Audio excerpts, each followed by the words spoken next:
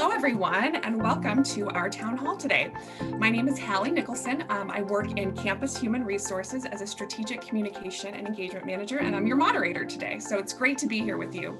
We're so fortunate to have a group of experts and panelists with us here to answer your questions, both on screen and behind the scenes.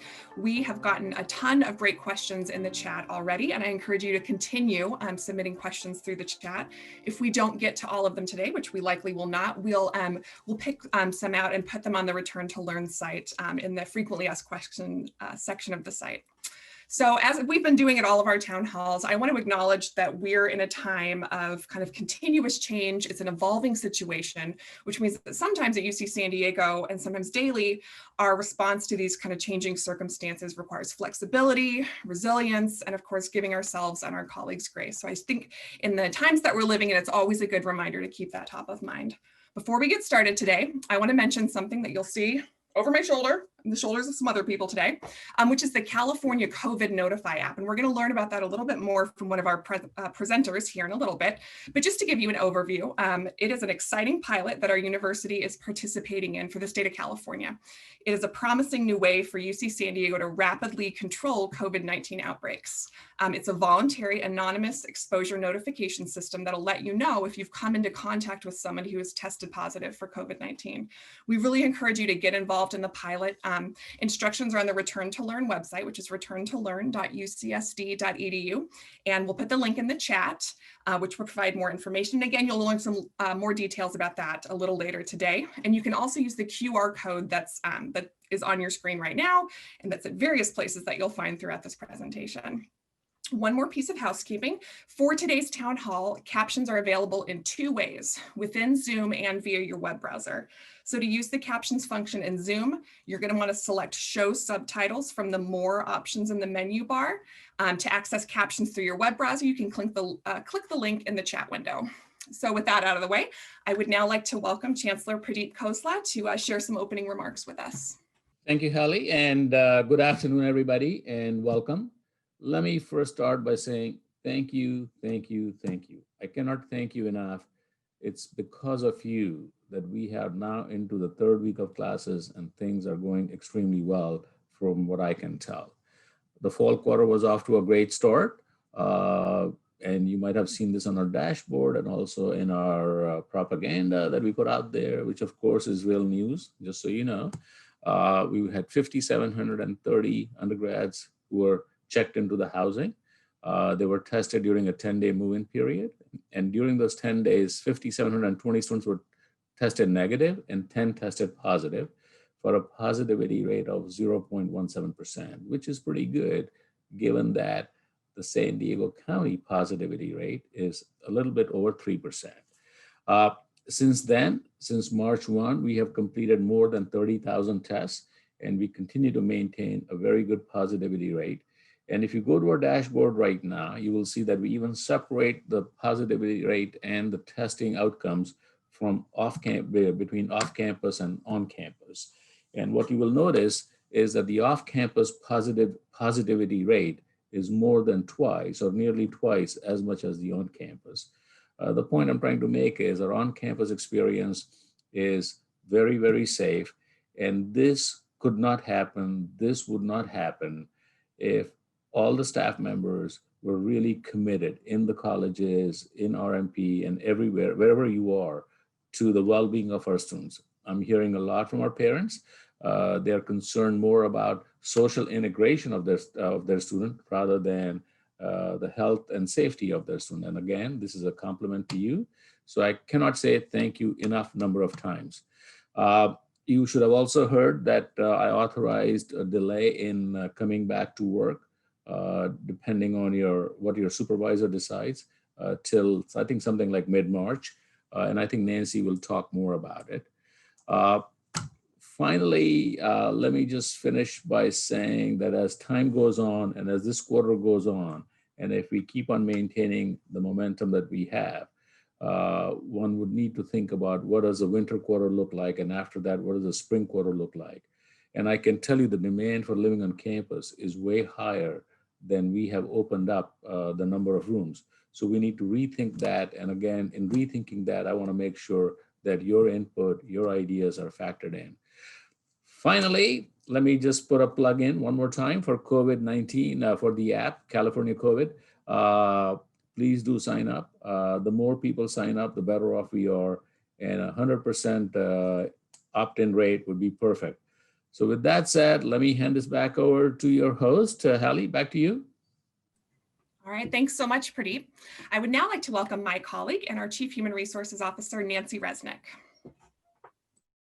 Thank you so much, Hallie, and good afternoon, everyone. Yeah, I'm Nancy Resnick. It's my great honor to serve staff at UC San Diego as your Chief Human Resources Officer. And it's great to connect virtually with so many colleagues on this, which is our 4th staff town hall. Just to follow on with something that we just heard from our Chancellor, and also to follow up on a discussion that we had in our prior town hall, we knew from feedback shared by staff and conversations with many that there was a real desire for greater clarity around what does the remote work timeframe look like. And so I was very pleased to have been authorized by our Chancellor earlier this week to announce for campus staff, for campus employees who are successfully working remotely now, that you can now have the greater assurance and the greater sort of kind of ability to plan and kind of look forward in terms of all the complexities of life planning and life circumstances, to know that we're going to continue with those remote work arrangements through at least March 12th, unless you are informed otherwise by your supervisor. And that's the date that coincides with the end of the instructional term. We really hope, and I believe that this will be true, that we are going to have this time be, adding to your ability to just make the plans that are needed for caregiving, for your own lives, and for all the multiplicity of things that we deal with as human beings. We really also want to think about this through the context of what we know about social distancing. It's one of the most effective tools that we have in terms of slowing the spread of COVID-19 and protecting our campus community. So by continuing to work remotely, those staff who are doing so are actually playing a key role in our efforts to de-densify our campus and to protect the health of our students, of our student-facing employees, and of all the employees who are actually performing work on our campus. So thank you. We were aware at the same time, and I want to acknowledge this, that there are challenges associated with extended remote work related to balancing work-life responsibilities, distance learning, other kinds of caregiver responsibilities. So we're mindful of those challenges and appreciate the flexibility that you all have demonstrated in the successful remote work that we've seen.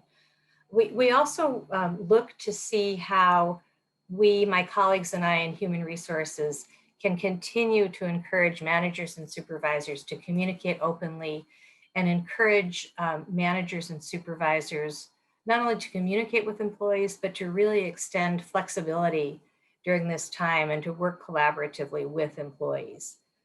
So for example, we developed the interactive new training series, Managing Remote Teams, which is intentionally designed to help UC managers and supervisors kind of build up their supervisory toolkit in this landscape of remote work and rapid change. And I want to emphasize this aspect today and ask that we continue to think about how we can communicate openly, how we can extend flexibility, how we can support each other in the spirit of community and compassion and kindness. I also want to acknowledge that during the pandemic, we have seen that the stressors that are arising in this time can continue to be a source of stress and anxiety and can impact mental well-being. So this is a time when really it's extremely important, maybe more than ever before, to take steps to protect your mental health and well-being And I'd encourage you all to explore resources that are available for our campus staff through the Faculty and Staff Assistance Program, FSAP, which offers not only individual and family counseling, but also a rich variety of groups and workshops. And we'll learn a bit more about that later during our presentation today. So before we get started, I want to say thank you to our incredible staff. Thank you for those who are working remotely and supporting the success of our return to learn in our community. Thank you for those who have remained working on campus and are supporting our campus operations. We're all here to support our campus, our students, our mission, and together we're keeping UC San Diego moving forward. So let's get started. Back to you, Hallie. All right, thank you so much, Nancy. So now we're going to move into the update portion of our town hall today.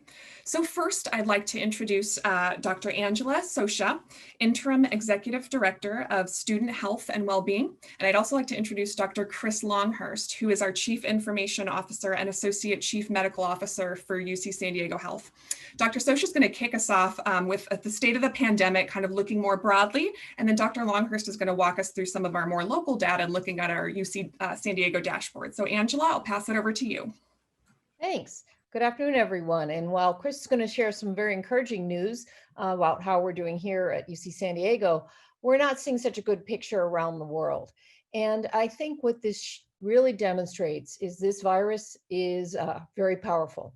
And when communities and individuals let down their guard and they stop masking and preventative measures like distancing as well, you see the virus come back with a vengeance and rapidly spread through communities. We're seeing Europe, which had stabilized wonderfully during the summer, really have a dramatic rise. We're also seeing some changes in the United States. On the next slide, what you're going to see is a significant rise in parts of the US, particularly in the Midwest, but California is relatively stable. We need to keep an eye on this, though. Things could change quickly. In San Diego, we are at the red zone, which is not quite purple, which is why we still have some in-restaurant dining and some other activities are open. We are close, though. Part of the reason we're staying in the red zone is UC San Diego's high level of testing. That gives us an adjusted rate, which has kept us in the red zone, but we're right at the edge. So the next couple of weeks will be quite telling. If we do see more viral activity and spread, we could find ourselves in the purple zone and having to bring things back down with more restrictive measures. But we're optimistic and we'll be watching very closely. So I'd like to hand this over to Chris, who'll give you a picture of what's been going on in campus. Thanks a lot, Angela. So if you haven't visited the dashboard website yet, we certainly encourage you to do that. When we first posted this, it was only getting updated weekly. Chancellor Khosla and others encouraged us to do that more frequently, and we figured it out. A lot of credit to Dr. Natasha Martin, who helps to lead this, as well as Brett Pollock and the campus ITS team. What you'll find on that website is a picture of all of our daily testing numbers refreshed every morning, including student and all campus employees. On the next slide, you'll see the new headline just split up this week, as Pradeep mentioned, that shows on versus off-campus testing. And as Pradeep mentioned, we're doing about even split on testing in the dark blue and light blue for on and off-campus students, but we're seeing about 2-to-1 positive rate off-campus. We've had 28 students diagnosed with COVID since October 1st, when the instructional term started. And then on the following slide, you'll see that our case rate as compared to the county, which is what Angela is mentioning, is actually quite encouraging. So although our county case rate seems to have taken a slight turn upwards, our case rates for our students and our campus employees are actually very, very low, as you see there. Our turnaround time for tests continues to be remarkable, 14.5 hours. Most tests return same day. And we've actually been doing testing of our students since all the way back in March. And so you'll see a cumulative number since March there. And we're now starting to collect tests that are done outside of UC San Diego as well. So I'll hand this back now. All right, thank you, Angela and Chris. It's great to kind of get an overview of what things are looking like kind of in our region and here on our campus. So now that we've got that information, we're going to look a little bit more at our Return to Learn program. So Angela and Chris, I encourage you to stay on camera with us. And I'd also like to welcome Vice Chancellor and Chief Financial Officer Pierre Ouillet. and Gary Matthews, who is our Vice Chancellor for Research Management and Planning, who will walk us through, Pierre's going to start by walking us through an overview of Return to Learn, and then we'll start to look at some of the pillars or items under that plan. So Pierre, want to get us started? Thank you, Hallie. And just a reminder for everyone, I think you have seen this slide many times. It's the 3 pillars of the Return to Learn vision. I think it's what's making the program successful. It's really the layering of programs and initiatives. So first, risk mitigation, you know the basics, social distancing, face covering, PPEs, and then all the work that our colleagues are doing around hygiene and cleaning and sanitation on the campus. So that allows to minimize the risk. Then, of course, everything that we do is geared towards testing and detecting very quickly if we have any case before they become outbreaks. So it's all about testing for student, faculty, and staff. It's about the wastewater monitoring as well. And of course, a lot of exchanges with the county so that we learn with what's going on in the community, and we inform the county back when we have cases on the campus. And then if and when there is a case, it's all about intervention. It's all about isolation, contact tracing. The exposure notification is starting to play a helpful role in this system as well. So if I was to pick a few updates since we last spoke to you, I think Pradeep mentioned the sheer amount of tests that are being performed. Since we started with Return to Learn, we have tested over 30,000 students, some of them several times, but 30,000 student tests and 10,000 employee tests to date. That's not even including the health system. And when you look at the rest of the UC, there are many days where we are doing as many tests as the other 9 campuses combined, just to give you a sense of the scale. The numbers, I think Chris touched on the students, 32, including the students that were tested outside the campus and were reported back to us since the beginning of classes, and 9 employees. So the positivity rate overall is about 0.2%, which again, we are quite pleased with so far.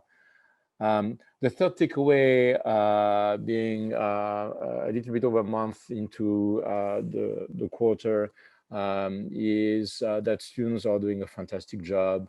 Of course, there are always exceptions, and we have great teams kind of following up and both educating and enforcing, but the compliance overall is extremely solid.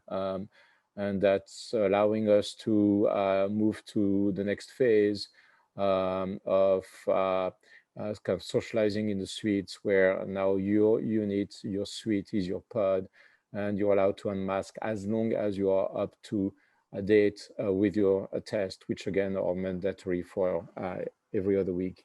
And then some very limited but well-controlled socializing, which Dr. Scioscia can speak.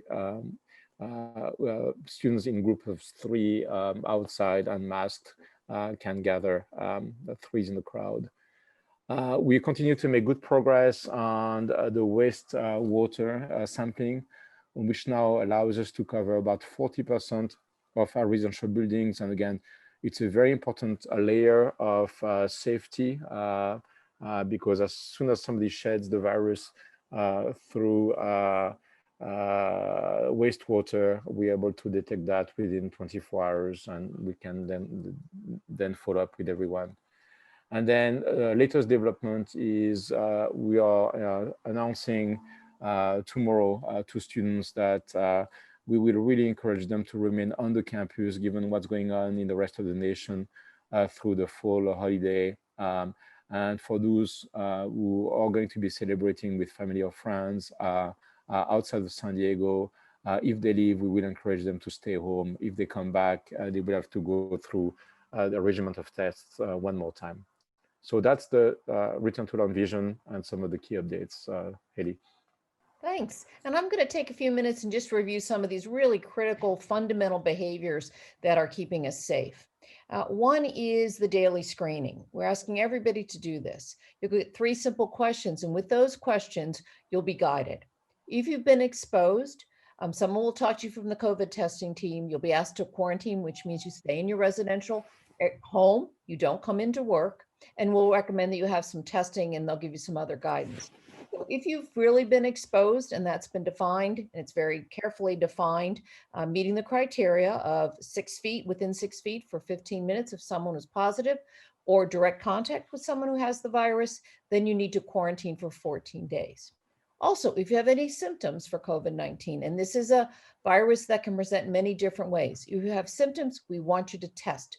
We have access to same-day testing throughout the county at many of the health system sites, as well as on campus at the Price Center. So please, if you're having symptoms, we want you to test. You're going to get results back, often same day if it's done early in the morning, or the next day. As Chris mentioned, our turnaround time is fantastic. So we get results back to you very quickly. So please, if you have symptoms, please test, don't come to work. And then the third, if everything's good, you got a green thumb, you're good to go. You can work at home, you can come onto campus if you're working on campus property. So everything's good with the green thumb. So daily screening, fundamental thing for us to do. Also, we are doing some sampling of the wastewater. As we mentioned, we have a lot of different sites that we're sampling the wastewater. If we get signals, we'll encourage testing, and we'll keep you informed if we should get those signals. And then third part of this is testing even without symptoms. And this is something unique. This is not going on at many other campuses or throughout the country. It's quite a valuable thing that we're doing by testing individuals who don't have symptoms. Because remember, many individuals will shed this virus and be infectious, but not have symptoms. And this is particularly true with younger adults, our student age population. For this reason, our students are actually, if they are living on campus or coming to campus for other learning activities, in-person classes or athletics, for any reason, if they are on campus, we are requiring them to test twice a month because of this asymptomatic shedding.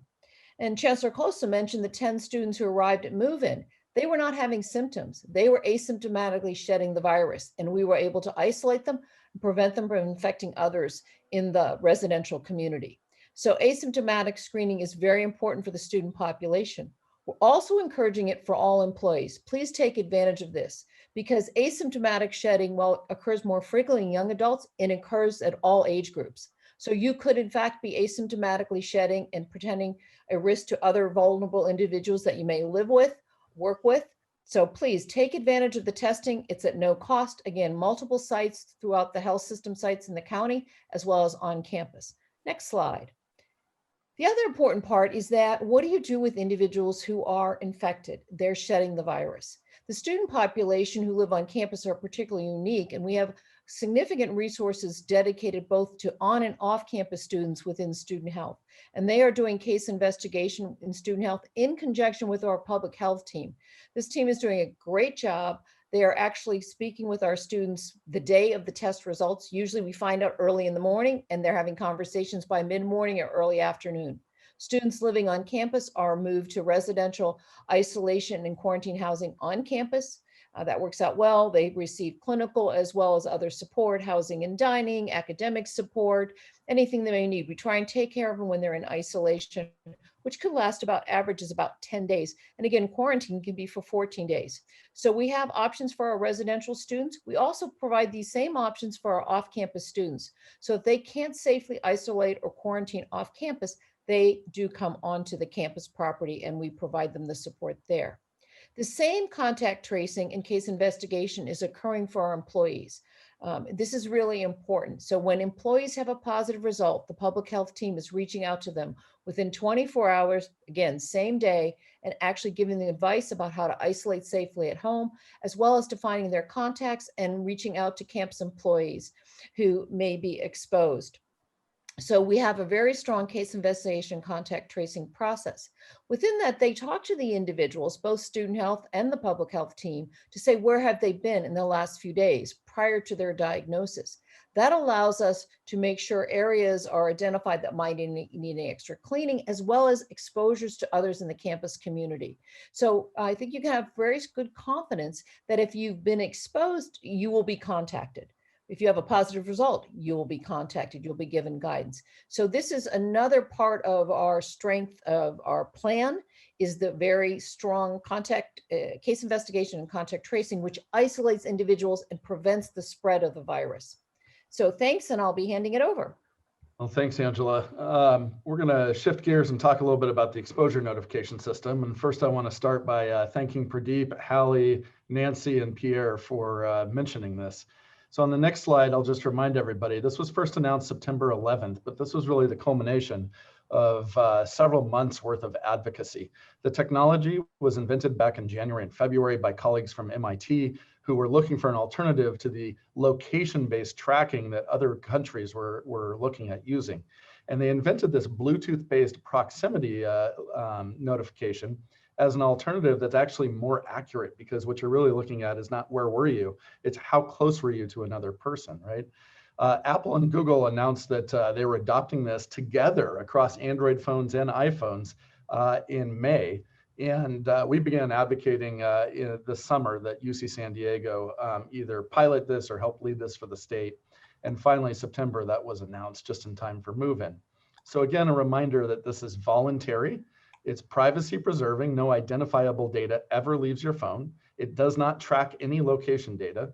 It's completely anonymous, and it automates the process of exposure notification. So this is not an alternative to manual contact tracing. It's really an adjunct.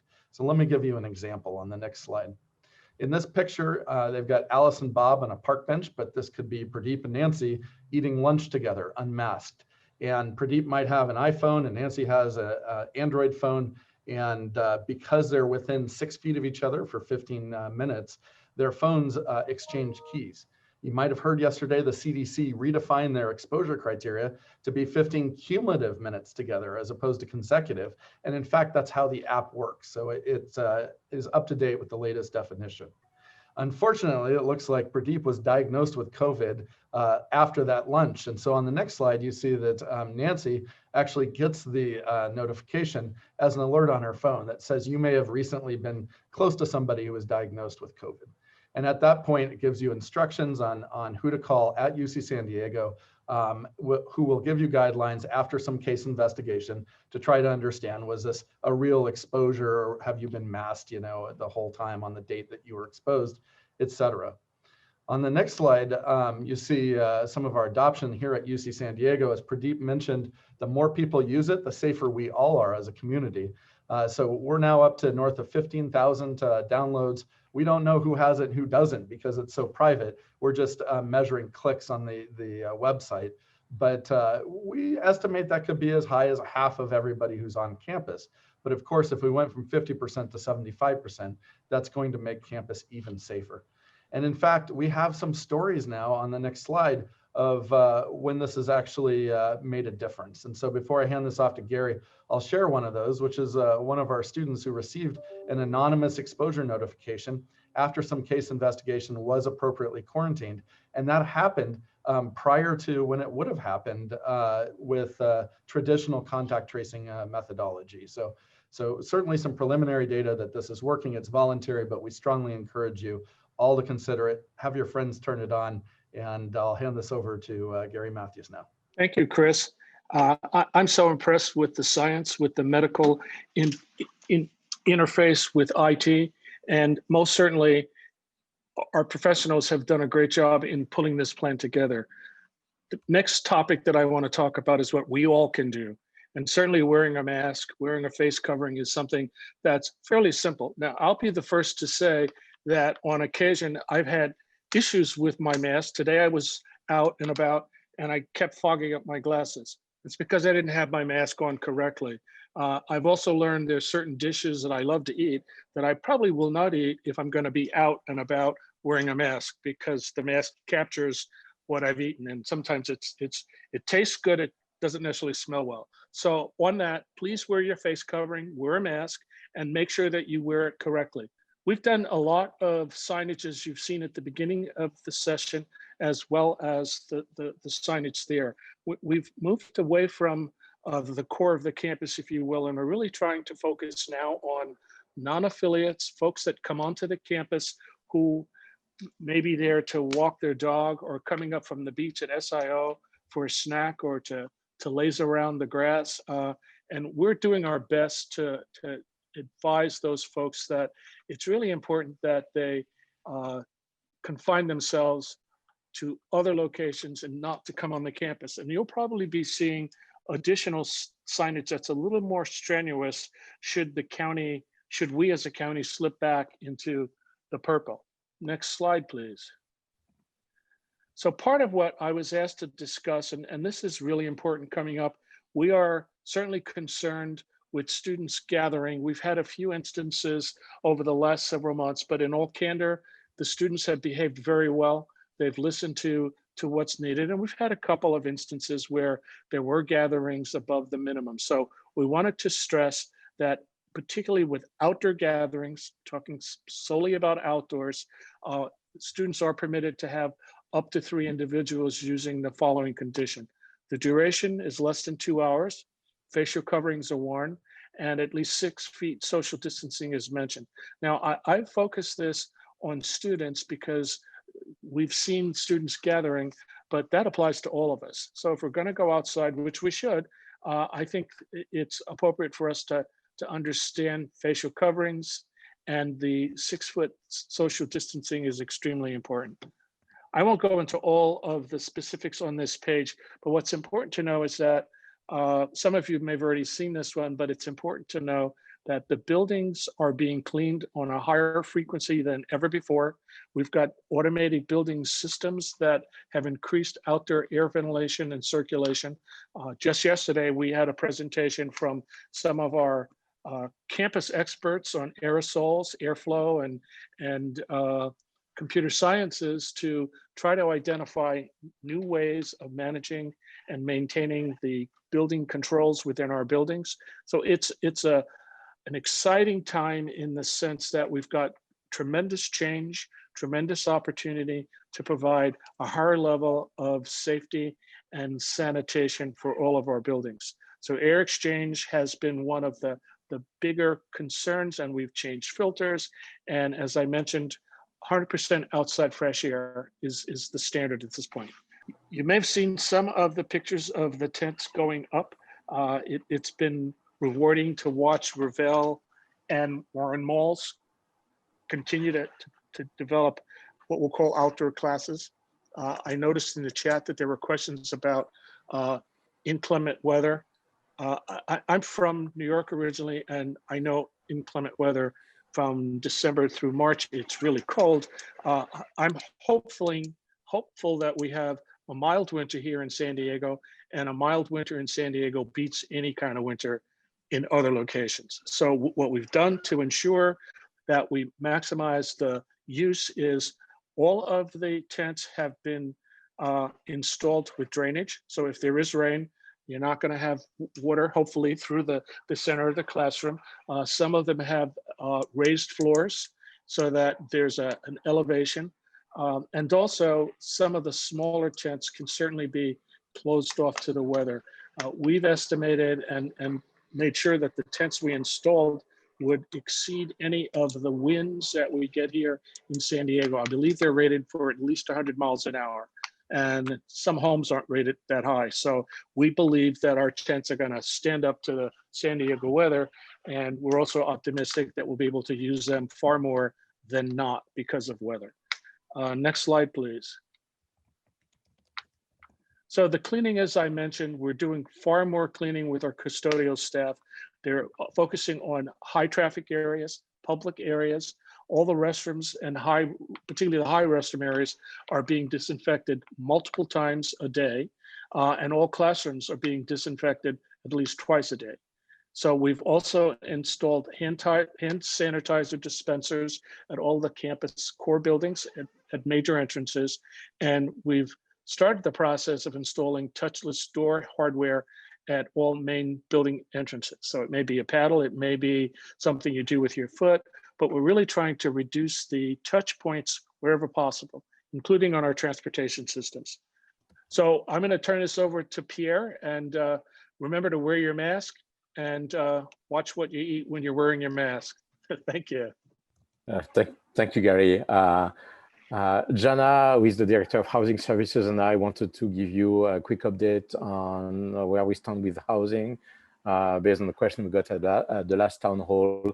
And I will start by saying huge thanks to the HDH staff, to the folks in the colleges, the areas, partners in student affairs who are just doing an incredible job keeping students safe.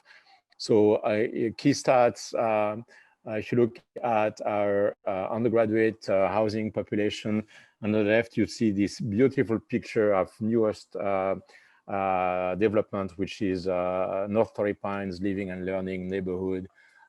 We have a capacity now on the undergraduate side, which is down to 7,500 since we are only doing offering singles.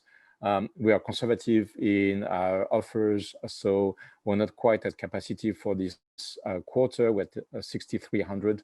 And I thought I would offer this very interesting stat that half of the students who decided to live with us are only taking online classes, which speaks to their desire to have on-campus housing for a variety of reasons. If I go on to the right, on the graduate side, it's a bit of a different population because this is home for the students. This is where they live. Again, we are a little bit conservative in the enrollment there. We have 4,000 grads and dependents for 4,700 beds. What we're doing, of course, is extending the free testing for their dependents so that we keep the entire community safe. And then in the middle, we have 600 units that are dedicated to quarantine housing. The population right now is 28. That's one of the key metrics that we're looking at, just to make sure that we have plenty of capacity left. And it's not just students who are COVID positive, it's students who have to isolate because of exposure, because of international travel and so forth.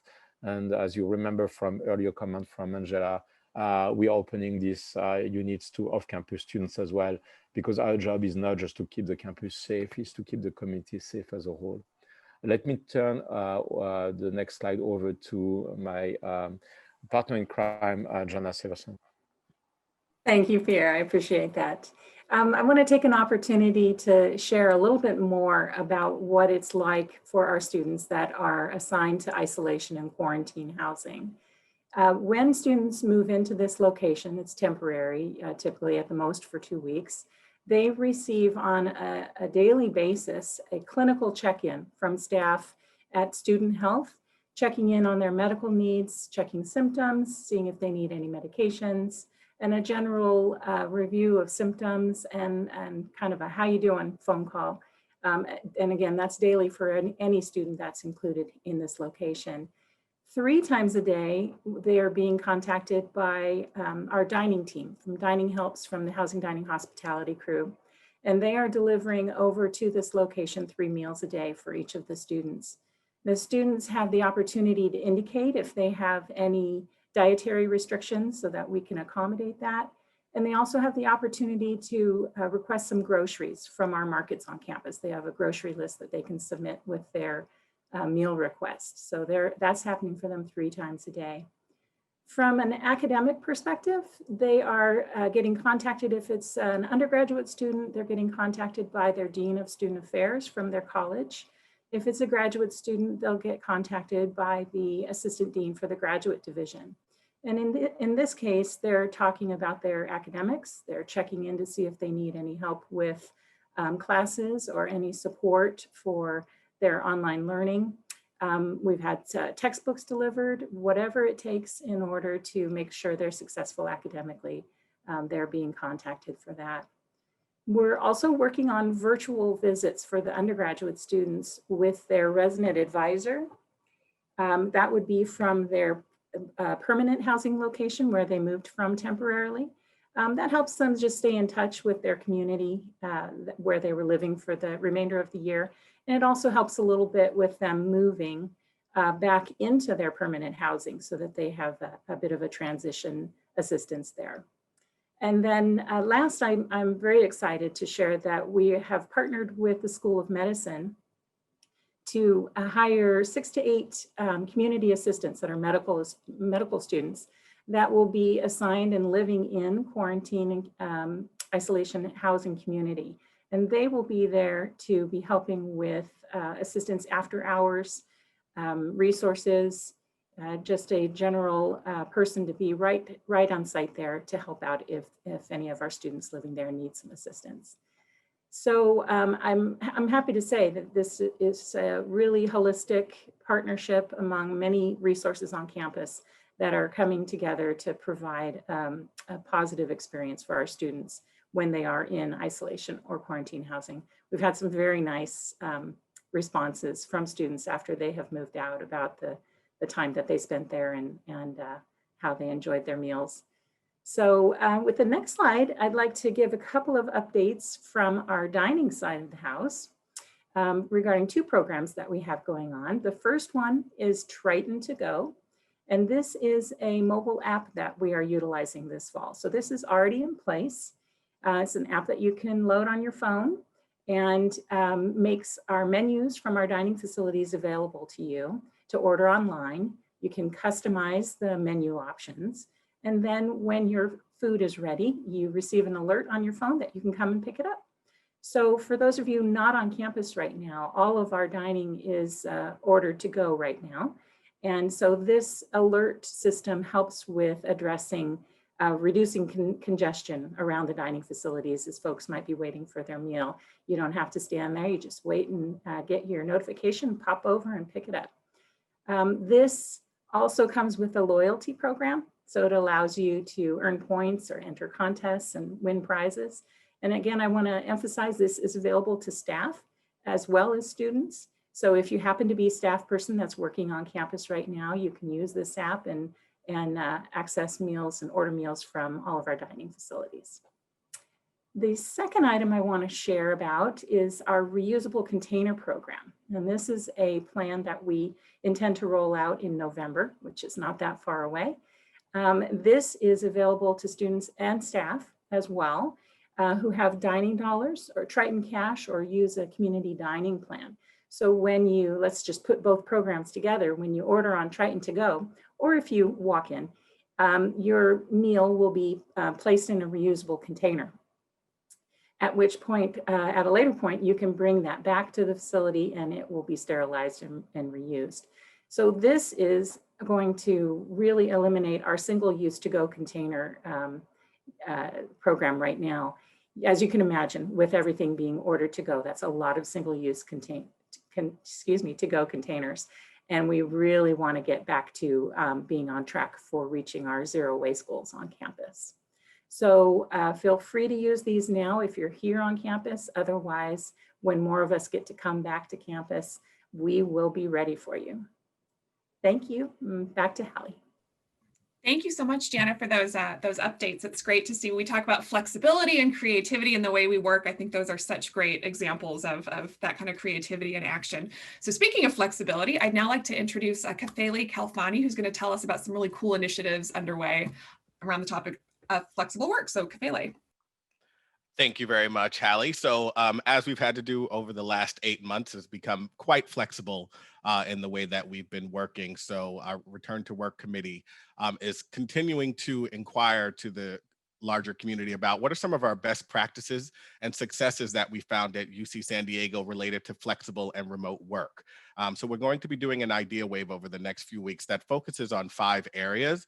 The first one is looking at our productivity and what are some ways that we've been able to effectively and equitably manage our work in this new environment. When we talk about accountability, how we successfully defined and evaluated productivity and accountability in each of our areas, especially in this new place where we're not together all the time. So the line of sight supervision doesn't work.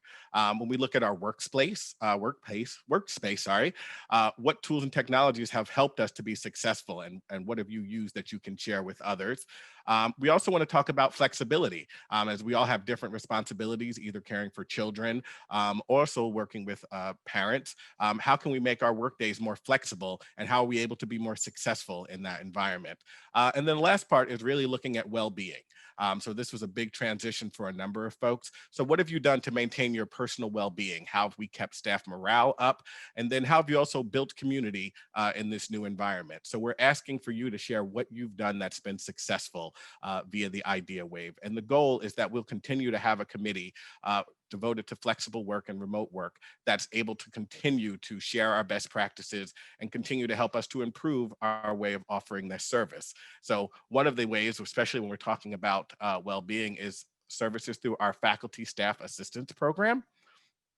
This is available for our campus employees. It is a confidential service, so they are also HIPAA compliant. It is free, so all of our campus employees can take advantage of that. They're staffed by great professionals who are culturally competent and are also able to make referrals to local resources. So if you are interested, you can go to Blink and look up FSAP, and they also have a number of COVID resources that are available, especially related to well-being. So hopefully you'll participate both in our Idea Wave and take full advantage of our FSAP program. All right, thank you, Kafele. And I just realized when I introduced you, I didn't say your title. So Kafele is our Dean of Student Affairs for Warren College, in case you were wondering. So that is our final update for our update portion. And I just want to note that we are going to go till 4:15 today. So we still have a pretty good chunk of time left for questions. So I'd like to invite all my panelists on screen, and we'll get moving with the questions. So we've curated a list of questions based on some of the ones that we got most frequently and that seem to be coming up a lot in the questions that were submitted in advance. So we're going to start with those, but I still encourage you to submit your questions in the Q&A box, and we'll get to them if we can, or some of our behind the screen panelists will get us started. So my first question, I'm going to send over to Chris. And this question is, what does UCSD's return to learn plan, or how does UCSD's return to learn plan line up with the county risk level tiers, and what happens if we change tiers? We're hearing about purple and red, and what does all that mean? Yeah, and I want to acknowledge Dr. Scioscia put an answer in the Q&A as well. You may have read that we're at risk of dropping back to the purple tier, which is the most restrictive tier indicating widespread virus. And one of the reasons that we have not dropped back to date is because we're doing so much testing at UC San Diego. We actually account for 20% of all testing in the county. And so that's adjusted our case rate. But should we actually drop back into the purple tier, some of the implications are that restaurants will close for indoor dining. They'll remain outdoor only. Some indoor businesses will also close. Decision was made by the state this week that some personal grooming businesses like barbershops and nail salons and other places where masks can remain would stay open in a purple tier. And then there's some implications for gatherings. It would not shut the school down either at UC San Diego or local elementary schools. Great, thank you. All right, Pierre, this next question is for you. One of our attendees would like to know, what is the plan looking like for winter quarter? So winter quarter looks very much like the fall at this stage as the starting point. I think for the staff, you heard Nancy saying that for at least the majority of people working from home will continue to do so. For classes, I think it's going to be a fairly similar level of intensity at this stage. And in terms of housing, we have a little bit of time to make any decisions. We have to get back to students at the beginning of December. The pressure here is we have a huge demand for additional students wanting to be on campus. We believe 3,000 to 4,000 students would like to come back. It's likely not going to happen, but we have to determine if we're going to go to full single capacity, if we could have potentially some doubles open or not. And to make that decision, we're going to wait. Time is our friend. If we wait for a couple of more weeks, we'll have confirmation on how we are doing on the campus, how the county is evolving, how the behaviors are working out as well. So we'll have some further conversations and we'll be able to let everybody know at the next staff town hall. Thank you, Pierre. So this next question I'm going to send to my colleague Terri Winbush from Human Resources. So Terri, we're hearing the word curtailment a lot these days. So I'm wondering if you can first explain what curtailment means, how does it affect us, kind of maybe give us an overview of the email we received from President Drake. And then I'll maybe follow up with some follow-up questions. Sounds good. So I know a lot of people have questions about curtailment. So first you see the announcement about the winter curtailment, where we'll have those days between the Christmas holiday and the New Year holiday off. And curtailment has a specific definition. That means that for the majority of campus operations are shut down or slowed down. So that doesn't apply to our health, our health friends across the street, and that doesn't apply to all operations. There are certain core functions that still will continue. But curtailment does mean that a large majority of the campus will shut down for a time. And so that's what the curtailment options that President Drake is soliciting information about really refers to. No decisions have been made, as many of you received the email asking for your thoughts and opinions on those things. We will share them with the Office of the President, and then hopefully we'll have some updates in the coming months on any decisions that are ultimately made about that. Okay, so follow-up question for you, Terri, from one of our participants is, can employees who are working remotely continue to work during the December campus closure instead of using vacation time? I'd like to applaud the overworking spirit of our campus staff, but let me just say this to you all. Please take the time off. You need to take the time off. Your brain deserves a rest, but your colleagues also deserve a rest. If you're working and you're sending emails, the people who want to take time off are receiving your emails, and that's causing anxiety unnecessarily. Take the time, go read a book, get a new hobby. Just take the time. It is just not necessary to work if you are not being requested to do so because of some core function that the university needs. Please take the time. While we're talking about vacation overmaxes being extended for policy covered employees, it makes me cringe just a bit because I don't want people to get the message they shouldn't be using their vacation time. Use it. Take the time off. It is so important. I'm just going to steal a phrase from a friend so that all of you can hear it. If you don't take time for your wellness, you will take time for your illness. So please take time off. Yes, thank you, Terri, for that reminder, which I think we probably all needed. I'll give you a round of applause for that one. All right, so switching gears a little bit, this question I'll send to Angela.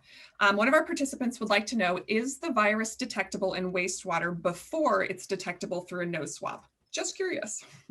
I think it varies by individuals. What we do know is that both by nose swab as well as in the wastewater, you will shed virus before you have symptoms.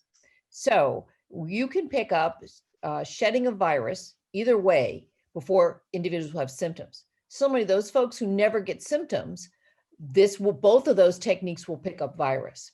We also, people vary in the way they shed the virus. Some will shed it in their feces and some will shed it in their nasal area, particularly when they're in the recovery phase. So they're both complementary. Sometimes they match, but I think the most important part is that you can shed virus, you can be infectious before you have symptoms, or if you're someone who never develops symptoms. And that's why this virus spread so effectively. If the only way it spread is when you had symptoms, you always knew when you were shedding virus, we'd have a much easier time controlling this. It's that inadvertent spread, that rapid spread. And I do want to take a moment to share some important, as we plan for the holiday season, which is such a special season, that we see that indoor meals is a particularly vulnerable period for shedding. People take off their masks, they're extended periods of time, they're in close proximity. So indoor meals are a vulnerable area. So as you think and plan about your holiday, be careful of your preventative measures. Think about how many folks you want to share a meal with. Think about your vulnerable individuals in your family and in your social circles. We need to be very careful during this holiday season. Thanks. A great reminder. Thank you, Angela. So a follow-up question, Gary, this will be for you related to the wastewater. So when do you expect the wastewater testing to be at 100%?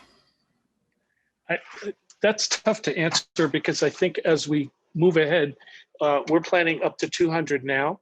And within the next several months, those will be completed. But I suspect that we're going to be doing more in the future. And that's just my suspicion. I haven't been told specifically, but it makes sense. So the 200 units that we have ordered and I believe are on the way or already here are being focused initially in the residential areas and in some of the larger research and classroom buildings. From there, we will also look at other options across the campus. So I don't know that it's over. 200 is the goal at this point, and I suspect we're going to see a lot more. Cool, it's a great update. Thanks, Gary. All right, Nancy, a question for you. Will there be an early retirement incentive? Oh, thanks for that question, Hallie. We've heard a number of questions coming in, and we don't have an early retirement incentive in place. And I want to tease that out a little bit.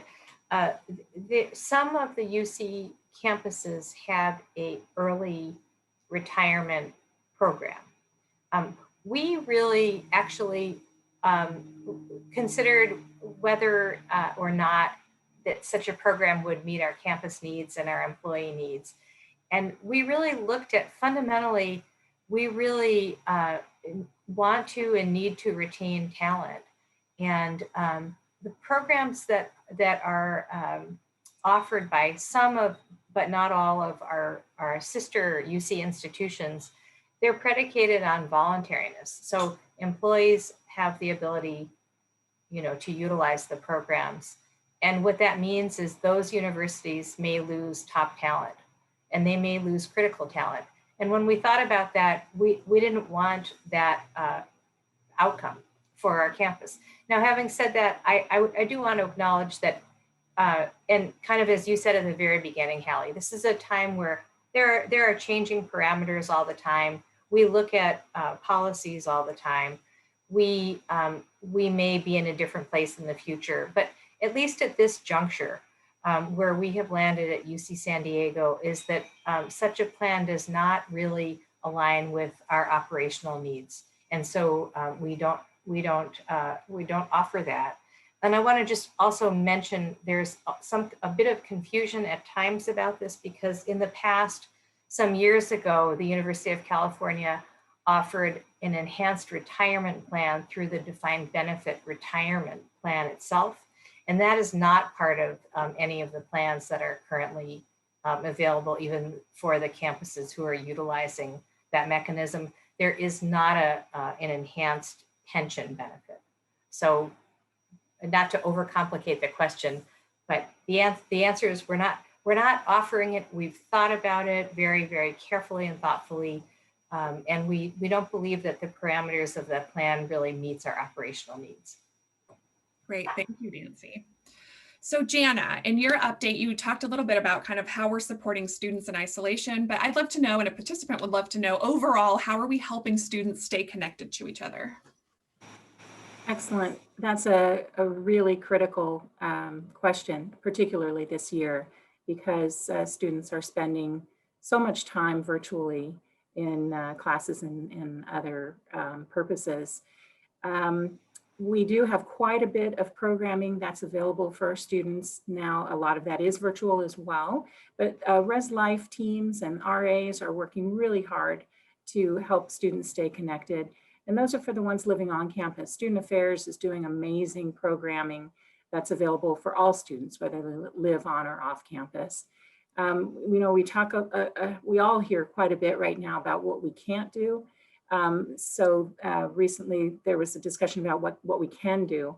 And that's been referenced a couple times by Gary and Pierre and Angela, I think as well, with the Three's Company pilot program. So that was something that we can do. It is, as I said, a pilot program. So it had to be approved by the county for us to be able to do this on campus. But it does offer a way for students to socialize in small groups. It is for outside spaces only. So inside is still not permitted to be gathering in groups, guest policy wise. But, it's got important rules that are related to it. And we all know right now, all of the rules and guidelines that we have keep us all safe. Those include completing the student symptom and screening form, getting their green thumb before they get together in their group of 3, wearing a facial covering, physical distancing, and it is limited to a group of 3. Depending on how things go with the pilot, there's a hope that that group size could increase in the future. But again, we just want to be safe and take it at a safe pace.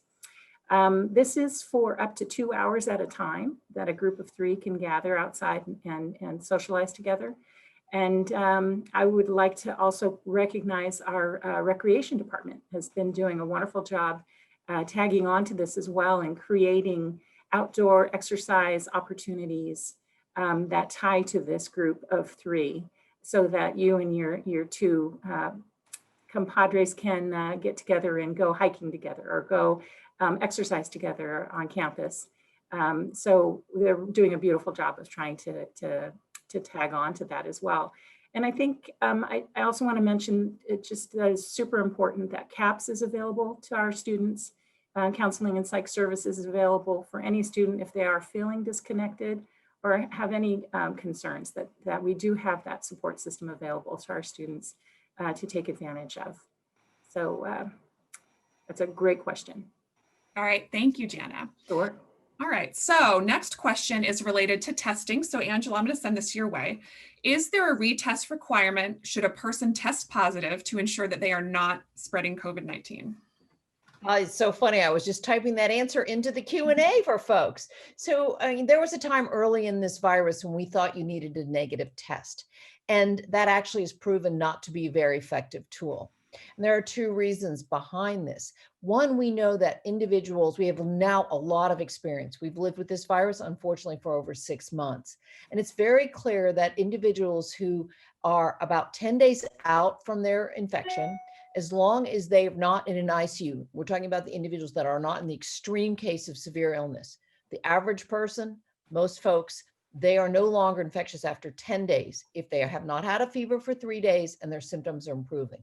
They are able to be in the community and they are not infectious. But what's interesting is occasionally they will shed very tiny amounts of virus, and that is picked up because our assays are so sensitive. Therefore, we don't recommend individuals continue to test for about 90 days after their initial diagnosis, only if they develop new symptoms. So as long as you are well after your initial diagnosis, you do not continue to do COVID testing because you may shed tiny amounts of virus, but you're not infectious. That's the really important part. So individuals will get medical clearance by whoever's been caring for them through their COVID illness, and they will give them guidance. You are now allowed to leave isolation. You are safe. So we can trust that process. I hope that answers the question for everybody. So Pierre, we're looking at in our Return to Learn program, it's kind of a phased program. So this question is, when is the next phase for bringing more students and staff back to campus, and what criteria will you use to determine that? I think I touched on that a little bit, Haley, in my previous question. I think the natural next phase is the next quarter. And again, as I said, expect the same in terms of teaching density on the campus, expect the same in terms of staff density on the campus as well, per Nancy's earlier comment. And the only tweak may be around housing at the margin. And that will take us until mid-March. And then it's a long time from now, you know. And I'd like to add to that, Pierre, if I can, that we're really encouraged because we've not seen transmission in the classroom. We've not seen transmission in athletic training. We've not seen it in the research labs. We are occasionally seeing it in the social setting, which is where I brought up the real vulnerability of sharing meals, et cetera. So I think we are encouraged with what we're seeing. We're monitoring it every single day. We look at the details of every case so that I think we have very good chance to pick up any problems. But I want folks to be encouraged that in the workspace and the learning space, we've not seen transmission. And that is very encouraging. It is. Thank you, Angela. All right, so Nancy, a question for you. Will staff have the ability or option to work remotely moving forward, even if we do go back to campus? So that is a great question.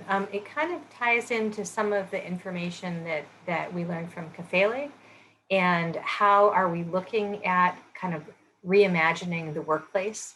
So even, and I mean, I hope it's not too long before we're looking back at the pandemic and that we are done with the pandemic. I recognize none of us know what that time frame will be. But as we look forward to reimagining our workplace, it's clear to me that we want to introduce elements of flexibility, use technology, foster connections in new ways, have effective and productive experiences for our employees, kind of meet employees where they are.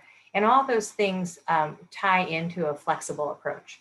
So some of a flexible approach, I think for sure, would be looking at a remote work experience and perhaps a hybrid work experience, or some ways of integrating what we've learned about workplace flexibility and technology. We never would have envisioned this in the past. We had close to 1,000 people gathering in this town hall together. We wouldn't have had a big enough auditorium for such a gathering, and we wouldn't have really thought about how that could work. So for sure, in my mind, there is more to come, and there's actively thinking going on about how do we extend flexibility where it works well? How do we look at using our physical facilities, maybe in different and more flexible ways, and lots of questions there. So just to go back to mention again and echo what Kafele said, please look for that idea wave, and please, contribute your ideas. They will be welcomed and they will be considered. And we really want to look at a whole host of ways that we've kind of had an experiment be imposed upon us, we and every other employer in this country and in the world. And let's learn from that, and let's look at data, and let's think about how we can create an environment that's highly engaging, highly productive, and a place where it meets the needs of our employees and all of us and where we want to be. Okay, thank you, Nancy. So Pierre, another question for you. For this town hall and for previous town halls, we've received a lot of questions from staff about the challenges of system implementation. So can you tell us anything more about how we're approaching this, or any updates to share on that front? So it would be worth an entire town hall on itself, and there will be one coming on November 4th. So that's a bit of a preview. I would encourage all of you to join that town hall. We send an invite today, but let me give you the kind of the 1 minute thought on this right away. So as you know, we are doing massive transitions, 3 major systems at the same time, payroll with UCPath, finance and procurement with Oracle. And clearly there's a lot of stress, and we're working very, very closely with a lot of staff and faculty everywhere to support you. So a lot of people are speaking with us, and we have your back, and we are highly engaged. I would say there are kind of 4 types of issues. There are still a few residual technical system issues, not a lot, but a few. The ones that are problematic in particular have been around benefit coverage with UCPath. There were some issues with the procurement system, but I think it's mostly stable now. The second set of issues were not system issues, even though people think they are. It's about control. There were issues around grant management, deadlines, and so forth, and they are being addressed by our financial teams. They are just learning curve issues. It's a lot to learn and adapt. And then there is the time it takes to just recreate the new environment and the reports and so forth. So it's a combination of many, many, many things. What we have in place is what we call a hypercare system, where your primary contact is your business office. Your business office should know whom to contact in terms of elevating issues. So we are highly networked. If it doesn't work for you for whatever reason, email me, Kevin Shaw, the head of enterprise system. But also, again, get ready for the November 4th town hall. What we'll do there is very candidly give you the complete update on where we are, outline a number of issues that we're still hearing, what the approach is for each of them, and then we'll be listening just in case we're missing other issues. Great, thank you, Pierre. Terri, what can you tell us about the flu vaccine requirement? What's the latest on that front? Well, there is an update for all of you who've been asking the questions and probably have seen the chat. At this time, we are not enforcing the flu vaccine mandate for campus employees before November 4th. We're expecting more information at that time, and we will send out information as it becomes available. We will be updating our Blink page to reflect this soon, but at this time, we won't be enforcing it. But I will say this, we still encourage everyone to get your flu vaccine. It is so critically important with everything that's going on. Get your flu vaccine, okay? Take care of yourself, take care of others around you. You don't get the flu vaccine, you get the flu, you share it with others. Please get the flu vaccine. I cannot emphasize it enough. While we won't be enforcing it, that does not mean that you can't care for yourself. So take your time and get the flu vaccine. Thanks. Thank you, Terri. So we are approaching the end of our time together today, unfortunately. So this is going to be our last question, and I'm going to send it over to Gary. So Gary, is there any plan to partially reopen athletic facilities, including the pools, maybe by reserving a time slot? That's something that we can discuss. I'm a little hesitant to say yes, because if we shift back or to purple, up, down, whatever that is, it's not a good place to be. I think we're going to have to be a little more circumspect with what we do. But I've heard that it's been successful in other locations, so we are reviewing that. Thank you, Gary. And because your answer was so concise, I have one more question that I'd like to send over to Khosla, which is just, what is student affairs in this COVID world that we're looking like? What does it look like? Because when I think of student affairs, I think of activities in person. So what can you tell us about what your world looks like these days? I mean, our world is very different right now because sort of the work that we do would potentially put our students at risk. So it's really finding ways to build community and to engage without the close contact that we traditionally have. So it really is relying on a lot of technology and really relying on trying to find new ways to do that. So as we're able to try and stretch away from that, we are, like with things like the pods and Three's company of trying to create ways to still get a little bit of that community, but not in a way that would put our students at risk. So it really is sort of a little antithetical to the way that we tend to work. But really what we're doing right now is trying to maintain safety because we know what happens when students get to run unchecked. So we really want to try and make sure that our students are remaining as safe as possible. Great, thank you. It's nice to know kind of what's going on in your side of the house. So with that, that's brings us to the end of our time today. So before we go, I just want to give you a heads up that you'll be receiving a survey about this event, and we really do encourage you to fill that out. It helps us make sure that we tailor events like these to your needs and your preferences. So I really do encourage you to take that survey. For some of the questions that we didn't get to today, you'll be able to find those on the FAQ page on the Return to Learn site within maybe the next week or two. So keep an eye out there. And this concludes our town hall. So I'd like to thank all of our presenters and all of our very large audience today. So thank you so much for being with us, and I hope everyone has a great rest of their day.